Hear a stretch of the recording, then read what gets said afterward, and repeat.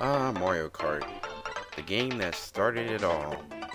Who can ever forget the first time you picked up your Super Nintendo controller and played this classic of a game?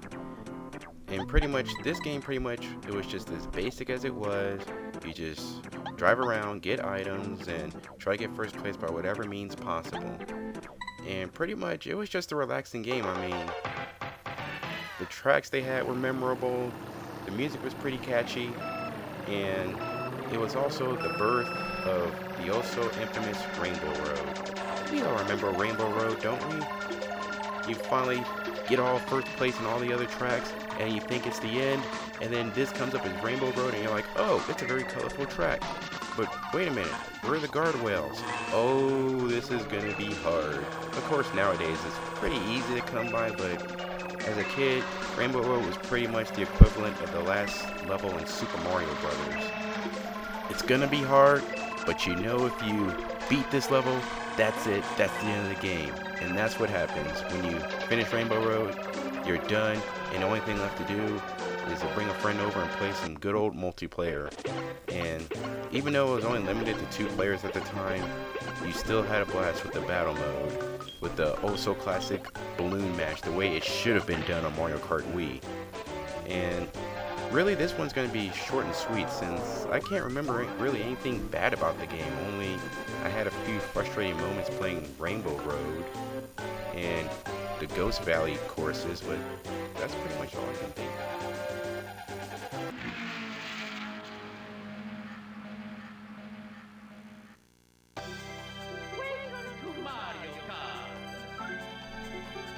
Mario Kart 64. Not too long after the N64's life cycle, Mario Kart 64 came out. And this was pretty much, well, for us, a graphically upgrade from the SNES version. And pretty much my favorite moment with Mario Kart 64, as long as everybody else, was pretty much the inclusion of 4-player mode. Because the fact that the N64 had 4 controller ports at the time, this was a big deal for us. I mean, now it's nothing. But back then it was like, wow, we can all do 4-player mode. And we don't have to buy a special adapter. And then you also got some new items, of course, including the beginning of the infamous blue shell. Yes, the blue shell. You're in last place, you think, sometimes I think now, what's the point of it? I mean, yeah, if you're in last place, it's like, yeah, way to nail it to the first place person, but is it really going to help you out in the end? Not really.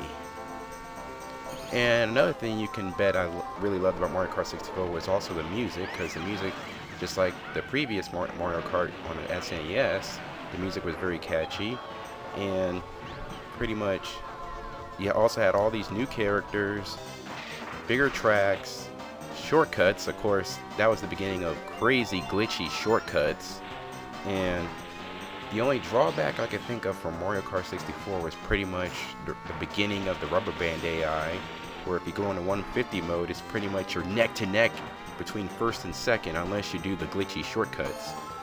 But aside from that, the 4-player battle mode was pure awesomeness. And I just recently played Mario Kart 64 on a virtual console at a friend's house, and I pretty much forgot how fun it felt to play 4 players with people in the living room instead of via headset.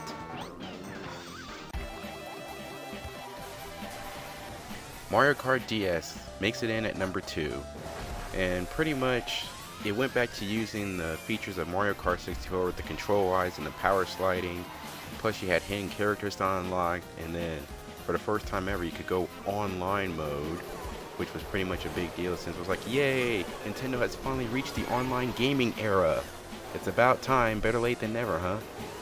But then of course, as we all learned, the online mode was quickly forgotten because of people either dropping out of games or relying way too much on snaking instead of making it a fair race. And aside from those mishaps, oh, and the fact that I could never play a buddy online because the friend codes and then trying to find out when that person's going to be online, it was just too hectic. So I never got to play online with a friend, just online worldwide.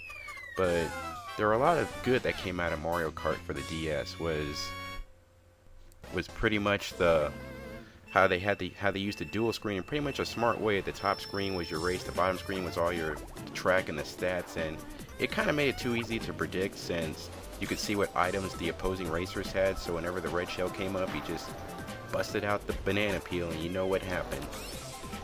So pretty much Mario Kart DS, it had the retro tracks from all the other previous Mario games. That was fun, and aside from the whole snaking controversy, it's pretty much a good game, and I still play it to this day. So that's why I put Mario Kart DS on the number 2 spot. And for all you Mario Kart fanatics, you pretty much know by now what my number 1 favorite Mario Kart series of all time is. So you can either stop the video now, or you can just continue and see what you think of my impressions of the game.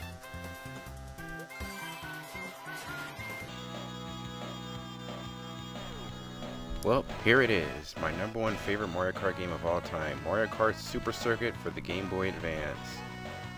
Why do I love this game so much? Well, the game pretty much goes back to the SNES days in which you had coins that would speed up your card, and then you pretty much had to use items.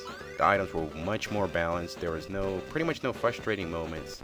But I think the big thing for me about Mario Kart Super Circuit that really blew me away was the fact that it included all the tracks from the original Super Nintendo version, making it feel like you're playing 2 games in one.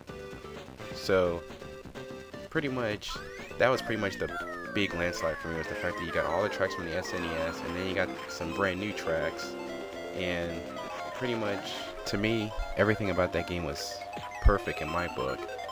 So that's it for my top favorite Mario Kart series of all time. I hope you enjoyed, and I'll see you next time when I try to come up with another idea for a video project. So, or if you have any ideas, just mail it to me on the YouTube account.